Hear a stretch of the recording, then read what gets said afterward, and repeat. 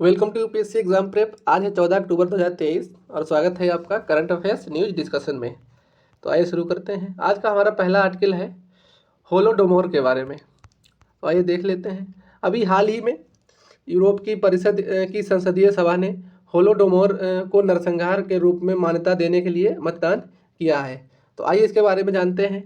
ये एक मानव निर्मित अकाल है था जो 1932 से 1933 तक यूक्रेन के सोवियत गणराज्य में पड़ा। 1933 के उत्तरार्ध में ये चरम पे था। इसमें अनुमानतः 3.9 मिलियन लोग मारे गए थे। होलोडोमोर इसका शाब्दिक रूप से इसका अर्थ होता है भूख से हुई मौत। इसके प्राथमिक शिकार ग्रामीण किसान और जो ग्रामीण थे वो हुए थे। 1930 के दशक में यूक्रेन की आबादी का लगभग 80% ये थे। ये व्यापक सोवियत अकाल 1931 से 34 का हिस्सा था, जो जिसके कारण सोवियत रूस और कजाकिस्तान के उत्पादन वाले जो अनाज उत्पादन वाले जो क्षेत्र थे उसके उनको बड़े पैमाने पर उनमें भुखमरी हुई थी। 2006 में यूक्रेन के कानून में यूक्रेन में 1932 से 1933 के होलोडोमोर पर उसके द्वारा होलोडोमोर को यूक्रेनी राष्ट्र को नरसंहार के रूप में मान्यता दी थी। इसके कारण क्या थे कि क्यों ये अकाल पड़ा था?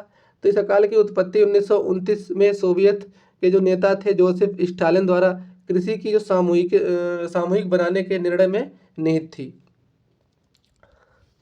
कम्युनिस्ट पार्टी के आंदोलनकारियों की टीमों ने किसानों को अपनी भूमि की व्यक्तिगत संपत्ति और कभी कभी आवास को सामूहिक खेतों से जोड़ने के लिए मजबूर किया और उन्होंने तथाकथित कुलकों यानी धनी किसानों के साथ साथ उन सभी किसानों को भी निर्वासित कर दिया जिन्होंने सामूहिकता का पूरी तरह से विरोध किया था। सामूहिकता के कारण उत्पादन में गिरावट और ग्रामीण अर्थव्यवस्था में अर्थव्यवस्था भोजन की कमी हो गई।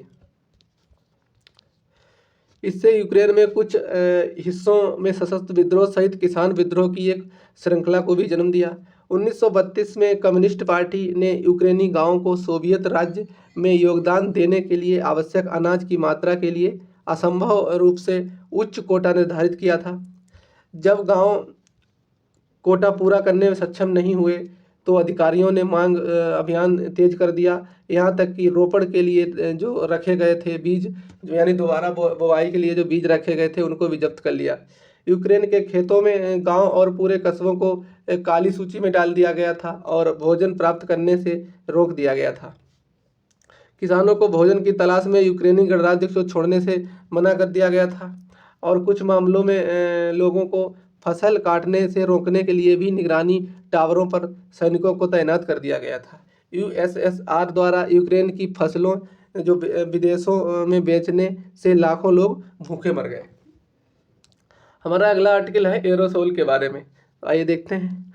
अभी भारतीय अंतरिक्ष अनुसंधान संगठन यानी इसरो की भौतिक अनुसंधान प्रयोगशाला के एक नए विश्लेषण से पता चला है कि हिंदू कुश हिमालय तिब्बती पठार क्षेत्र में एरोसोल के स्तर में चिंताजनक वृद्धि देखी गई है। तो आइए इसके बारे में जान लेते हैं। ये हवा में या गैस के रूप में लंबित छोटे छोटे जो इसमें तरल कण होते हैं। एरोसोल प्राकृतिक हो सकते हैं जैसे कि कोहरा या ज्वालामुखी विस्फोटन से निकलने वाली गैस, कृत्रिम जीवाश्म ईंधन जलाने से निकलने वाला धुआं आदि। एरोसोल कण सीधे वायुमंडल में से उत्सर्जित होते हैं। इसे प्राथमिक एरोसोल या पूर्ववर्ती गैसों यानी द्वितीय एरोसोल में वायुमंडल में ही उत्पन्न होते हैं। एरोसोल असंख्य छोटे कण होते हैं और ये अक्सर कई अकार्बनिक और कार्बनिक पदार्थों से बने होते हैं। एरोसोल कणों का व्यास कुछ मिलीमीटर से लेकर लगभग 1 माइक्रोमीटर यानी 10 से 4 सेंटीमीटर के बराबर होता है। 0.1 से माइक्रोमीटर से कम व्यास वाले कणों को कभी कभी 8 केन नाभिक भी कहा जाता है। वायुमंडल में एरोसोल गुबार के दृश्यमान के रूप में धुआं, स्मॉग, धुंध, धूल शामिल है। एरोसोल जलवायु को कैसे प्रभावित करते हैं? तो एरोसोल के कण जैसे धूल संघनन और जमाव हेतु सतह प्रदान पर अवक्षेपण प्रक्रिया में महत्वपूर्ण भूमिका अपनी निभाते हैं। ये आने वाले सौर विकिरण को परावर्तित या अवशोषित करके और बादलों की चमक और परावर्तनशीलता को बढ़ाकर जलवायु को प्रभावित करते हैं। यद्यपि परावर्तन की तरह अवशोषण भी पृथ्वी पर सूर्य के प्रकाश को कम कर देता है, जिससे बढ़ा हुआ जो वायुमंडल का ताप होता है वह सतह को गर्म कर देता है और परावर्तन के कारण होने वाली ठंडक को ये इसमें निष्फल इसको कर देता है। ये रासायनिक प्रक्रियाओं में भी भाग लेते हैं और वायुमंडल के विद्युत गुणों को प्रभावित करते हैं। हमारा अगला आर्टिकल है गुंजी गांव के बारे में। तो अभी हाल ही में प्रधानमंत्री की उत्तराखंड के काला पानी के पास एक गांव है गुंजी, उसकी यात्रा से नेपाल में सवाल उठाए जा रहे हैं। तो आइए देख लेते हैं इसके बारे में। तो ये गुंजी गांव ये उत्तराखंड के पिथौरागढ़ जिला की एक धारचूला तहसील में स्थित एक गांव है। ये तिब्बत और नेपाल की सीमाओं पर कुथी घाटी के पूर्वी किनारे पर कुथी यांगटी और काला पानी नदियों के संगम पर स्थित है। इसका भौगोलिक क्षेत्रफल है 188.9 हेक्टेयर है। इसकी ऊंचाई 3500 मीटर है। यहाँ से नेपाल के एपी पर्वत का नज़ारा दिखाई देता है। यहाँ रहने वाले लोग मौसमी प्रवासी हैं, जो सर्दियों की शुरुआत में लोग जिले के निचले स्थान ज़्यादातर धारचूला की ओर पलायन कर जाते हैं। गुंजी गांव की आबादी 194 घरों में 335 लोगों की है, जो 2011 की जनगणना के अनुसार है। यहाँ पर प्रशासन यानी सरपंच गांव का मुखिया द्वारा किया जाता है, जो गांव का निर्वाचित प्रतिनिधि होता है। ये गांव कैलाश मानसरोवर के पारंपरिक भारतीय और नेपाली मार्ग पर स्थित है। यहाँ जाने के लिए इनर लाइन परमिट लेना पड़ता है। अब आइए देख लेते हैं इनर लाइन परमिट क्या होता है। तो inner line permit AILP Bharat सरकार द्वारा एक जारी आधिकारिक यात्रा दस्तावेज है, जो किसी भारतीय नागरिक को सीमित अवधि के लिए संरक्षित क्षेत्र में आंतरिक यात्रा को अनुमति देता है। यह उन राज्यों से बाहर के भारतीय नागरिकों द्वारा संरक्षित राज्य में प्रवेश करने के लिए परमिट प्राप्त करना अनिवार्य है। यह दस्तावेज भारत की अंतर्राष्ट्रीय सीमा के पास स्थित कुछ क्षेत्रों में आवाजाही को विनियमित करने के लिए भारत सरकार का एक प्रयास है। ये बंगाल ईस्टर्न फ्रंटियर रेगुलेशन 1873 के तहत शुरू किया गया था, जिसने ब्रिटिश विषयों को इन संरक्षित क्षेत्रों में प्रवेश करने से रोककर चाय, तेल और हाथी व्यापार में ब्रिटिशों के हित की रक्षा की थी। 1950 में ब्रिटिश विषयों के शब्द को भारत के नागरिक शब्द में बदल दिया गया। पहले इसको ब्रिटिश विषयों के लिए शब्द रखा गया था, अब उस शब्द की जगह पे अब भारत के नागरिक शब्द जोड़ दिया गया है। ये विभिन्न प्रकार के होते हैं, जैसे एक पर्यटकों के लिए और दूसरे उन लोगों के लिए जो अक्सर रोजगार के उद्देश्य से लंबे समय के लिए ऐसी जगह पर रहने जाते हैं। इसको मैप में देख लो तो मैप में ये है, ये भारत का हिस्सा है और ये नेपाल का यहाँ पे हिस्सा है। और ये काला पानी जो नदी है उसका विवाद है यहाँ पे, उसका नेपाल का, इधर का जो तिब्बत का एरिया पड़ता है उसका, उससे यही विवाद का एरिया है, चाइना का हिस्सा है। आइए देख लेते हैं हमारा अगला आर्टिकल। तो हमारा अगला आर्टिकल है USS गेराल्ड R फोर्ड के बारे में। तो आइए देखते हैं। अभी हमास के साथ इजरायली संघर्ष के दौरान अमेरिकी नौसेना का एक जो विमान वाहक पोत USS गेराल्ड R फोर्ड वाहक स्ट्राइक ग्रुप पूर्वी भूमध्य सागर में पहुंच गया है। ये अमेरिका नौसेना का सबसे नया और सबसे उन्नत विमान वाहक पोत है। ये जहाज, इसका नाम फोर्ड को श्रद्धांजलि देने के लिए रखा गया था, जो 1974 से 1977 तक राष्ट्रपति रहे तथा उन्हें संयुक्त राज्य अमेरिका को जीवन पर्यंत सेवा उन्होंने की। इनको 2017 में कमीशन किया गया था। अब इसकी विशेषताएं देख लेते हैं। तो ये दुनिया का सबसे बड़ा जहाज है, जिसकी लंबाई लगभग 1092 फीट यानी 333 मीटर है। इसके उड़ान डेक पर 256 फीट और 78 मीटर की बीम और 250 फीट यानी 76 मीटर की ऊंचाई है। ये प्रथम श्रेणी का विमान वाहक पोत है।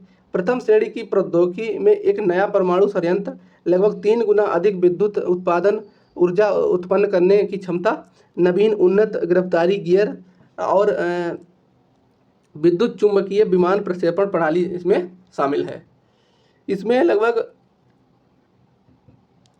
1,12,000 टन का विशाल विस्थापन है और इसमें लगभग 4660 क्रू सदस्यों को रखने की क्षमता है। ये 30 समुद्री मील से अधिक गति तक ये चलने में मतलब चलने की गति को प्राप्त ये कर सकता है। ये सतह से हवा में मार करने वाली कई मिसाइलों से लैस है, जिसमें RIM रिम 7 सीपैरो और रिम 116 और M2 मशीन गन शामिल हैं इसमें, और ये 75 से अधिक विमान ले जा सकता है। हमारा अगला आर्टिकल है प्रोसोफिस जूलीफ्लोरा के बारे में, तो आइए देख लेते हैं। राष्ट्रीय सुरक्षा गार्ड ने अपने अरावली पहाड़ी परिसर में रहने वाले जो विलायती कीकर यानी प्रोसोफिस जूलीफ्लोरा इनको कहते हैं, इन पर कार्रवाई करने के लिए फैसला किया है, क्योंकि ये अन्य कारणों के अलावा ये घटते जल स्तर के लिए जिम्मेदार हैं, यानी ग्राउंड वाटर को ये अवशोषण बहुत अधिक करते हैं। अब इसके बारे में जान लेते हैं। तो ये एक फैबेसी परिवार का एक झाड़ीदार या छोटा पेड़ है जो एक प्रकार का पेस्काइट है। ये मैक्सिको के दक्षिण अमेरिका और कैरिबियन का मूल निवासी है। ये शुष्क और अर्ध शुष्क क्षेत्रों में सबसे आक्रामक प्रजातियों में से एक है। इसे 1920 के दशक में अंग्रेजों द्वारा दिल्ली लाया गया था। इसीलिए ये देख लेना, दिल्ली के सारे इधर उधर साइड एरिया में ये और अंदर भी ये पाए जा सकते हैं। मुखर्जी नगर और नेहरू विहार की तरफ ये बहुत पाए जाते हैं। भारत ने इसे स्थानीय तौर पर कई नामों से जाना जाता है, जैसे कि बेल्लारी, जाली सीमाई, करूबेलम, सीमाई जाली, गांडो बाबल और बिलायती कीकर आदि के नाम से ये जाना जाता है। इसमें बहुत व्यापक पारिस्थितिकीय अनुकूलशीलता है, जो रेत के टीलों से लेकर चिकनी मिट्टी तक और लवड़िये से लेकर क्षारीय प्रकार की मिट्टी पर उग सकते हैं।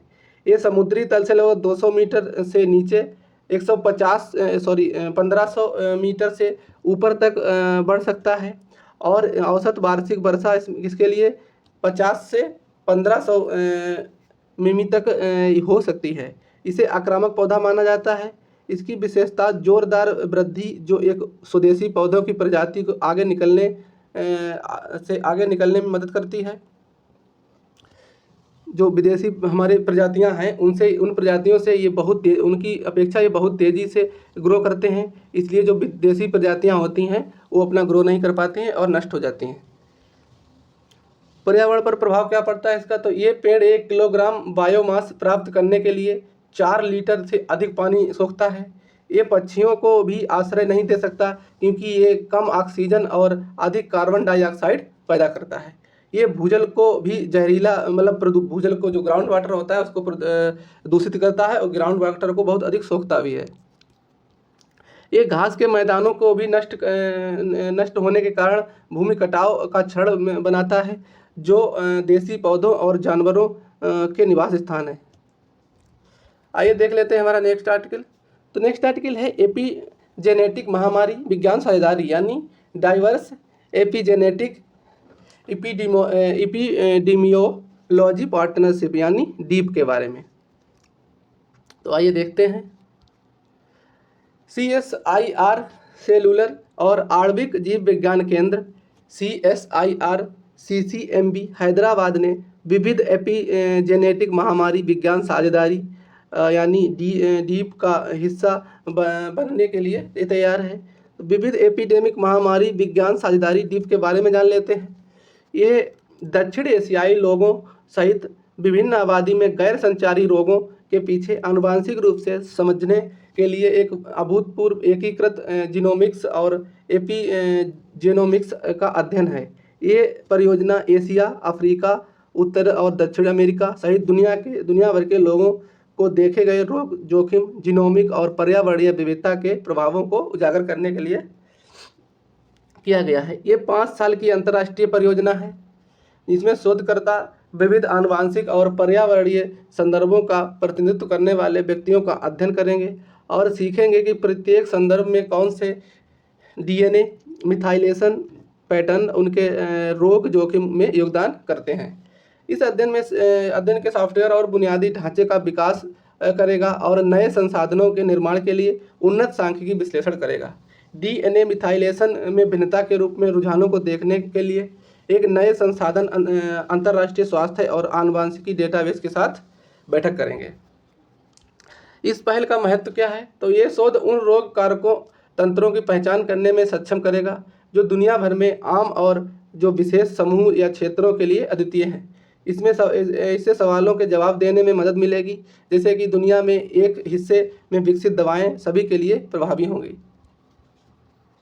अंततः डीप का अध्ययन लक्षित हस्तक्षेप या उपचार को सक्षम करने और वैश्विक स्वास्थ्य असमानता और को कम करने में मदद करने में इसकी उम्मीद है। डीएनए मिथाइलेशन क्या होता है? तो ये एक ऐसी प्रक्रिया है जो रासायनिक समूह जीन को चालू और बंद करने में मदद करने के लिए डीएनए से जुड़ते हैं। एक प्रकार का एपिजेनेटिक संशोधन है जो शरीर के पर्यावरणीय संकेतकों पर प्रतिक्रिया करने में मदद करता है। अंततः ये पूरे सिस्टम के स्वास्थ्य और रोग की स्थिति में भी योगदान देता है। स्वास्थ्य बीमारी और परिणामों के कारकों को समझने के लिए डीएनएम आनुवंशिकी और पर्यावरण के बीच संबंधों को समझना आवश्यक है। हमारा अगला आर्टिकल है टॉड की नई प्रजाति के बारे में। भारत और यूनाइटेड किंगडम के वैज्ञानिकों के एक समूह ने मिजोरम में डंपा टाइगर रिजर्व के उस रिजर्व में एक टोड की नई प्रजाति बुफोइटस भूपति की खोज की है। तो अब इसके बारे में जान लेते हैं।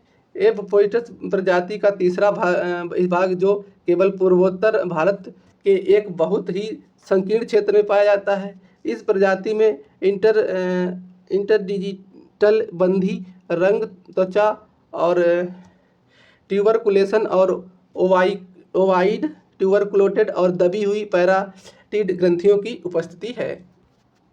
जीनस तो बुफोइडस की दो पहले की ज्ञात प्रजातियां इन्हें बुफाइडस मेघालयनस और बुफाइडस कैंपी यानी मेघालय में पाई जाती थीं।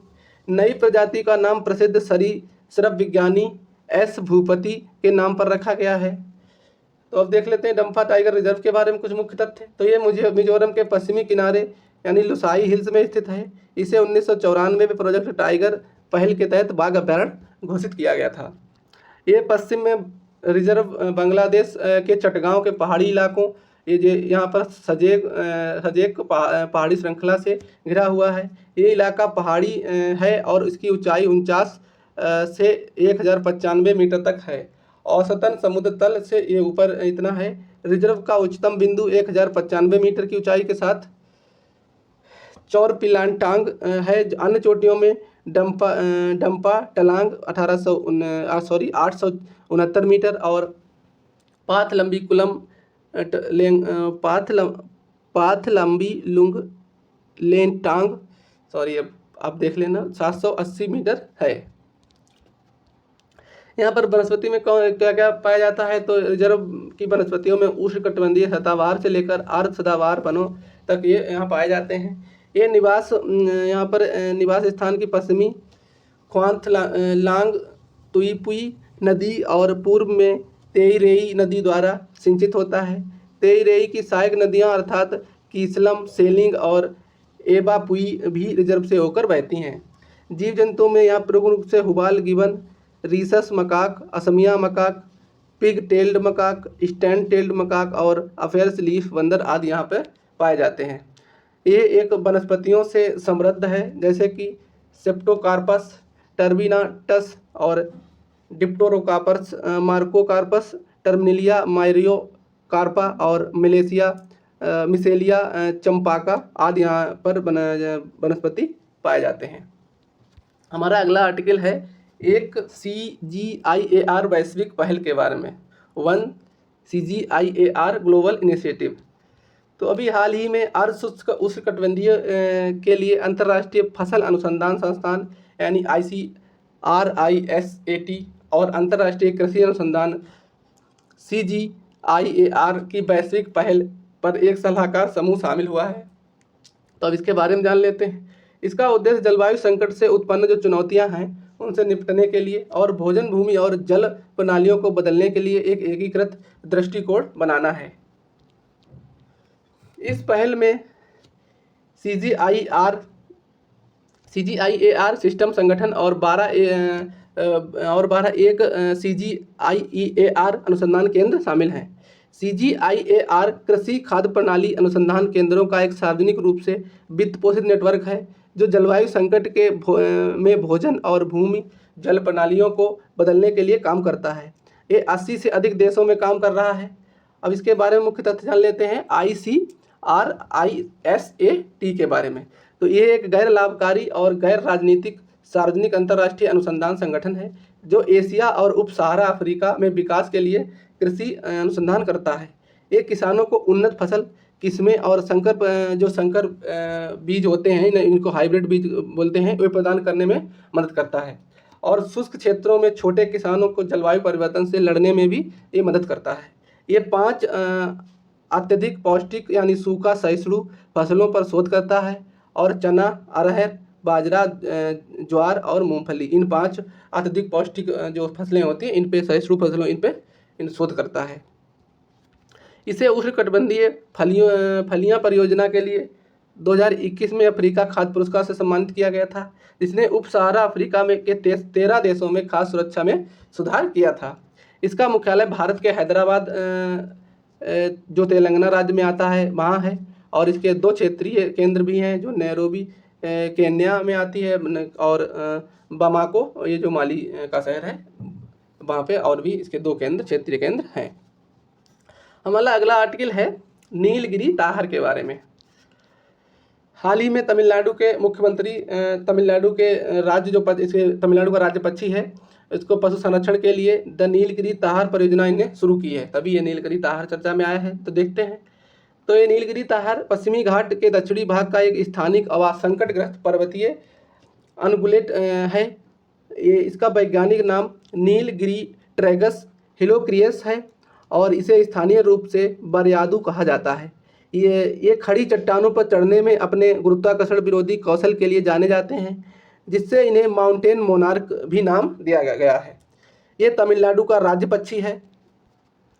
इसका वर्तमान में वितरण दक्षिणी भारत यानी केरल, तमिलनाडु के पश्चिमी घाट के लगभग 5% हिस्सा में तक ये सीमित है और ये नीलगिरी ताहर का इसका घनत्व जीवित आबादी एराविकुलम राष्ट्रीय उद्यान जो केरल में इसका सबसे अधिक आबादी वहाँ पे पाई जाती है। इसका निवास स्थान तो ये दक्षिण पश्चिमी घाट के लगभग 1200 से 2600 मीटर की ऊंचाई पर खुले पर्वतीय घास के मैदान में निवास करते हैं। इसकी विशेषताएं क्या हैं? तो इसका शरीर छोटा और मोटे फर और बालदार आयाल वाला एक गठीला शरीर है। इसमें नर पशु जो मादा से बड़े होते हैं और परिपक्व होने पर उनमें गहरे रंग उसमें दिखाई देने लगता है। इनके दोनों लिंगों में सींग घुमावदार होते हैं जो नर पशुओं में बड़े होते हैं। पुरुषों में 40 सेंटीमीटर और मादाओं में 30 सेंटीमीटर तक इनके सींगे पहुंच जाते हैं। वयस्क नरों की पीठ पर हल्के भूरे रंग का क्षेत्र या सैडल विकसित हो जाता है और इसलिए इन्हें सैडल बैक भी कहा जाता है। इसमें एक छोटा सा भूरा एक गहरा कोटा होता है। इनकी संरक्षण की स्थिति देख लेते हैं। तो IUCN की जो रेड लिस्ट होती है यानी लाल सूची, इसमें ये इंडेंजर्ड यानी संकटग्रस्त हैं और भारतीय वन्यजीव संरक्षण अधिनियम 1972 में ये इनकी अनुसूची 1 में आते हैं। तो हमारे सारे आर्टिकल खत्म हो गए। थैंक यू, धन्यवाद।